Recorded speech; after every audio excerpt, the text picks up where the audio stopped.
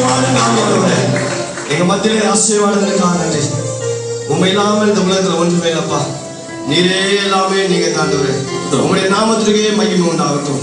தகப்பனே இந்த நேரத்துல ஆவியானவர் மகிமையா இறங்கி வந்ததுக்காக நன்றி. நம் மாம்சமான யாவரும் மேலும் என் ஆவி நான் ஊற்றுவேன் சொன்னீரே. தேசமே நீ பயப்படாதே, நீ மகிழ்ந்து களி கொடு.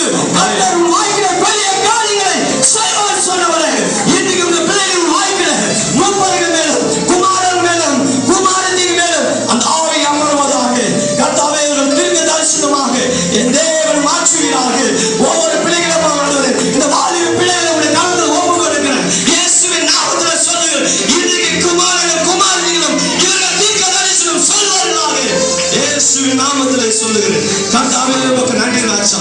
இந்த பிள்ளைகளை உடைய கருத்தில் நாங்கள் ஒப்பு கொடுக்கிறோம். இந்த பிரசுத்த வர்ஷிப்பை கர்த்தருடைய நாமத்திற்கு மகிமை உண்டாகட்டும். எங்கள் இயேசுவின் அன்பின் பரலோக பிதாவே, ஆசீர்வதிக்கப்பட்ட இந்த வேலைக்காக நன்றி.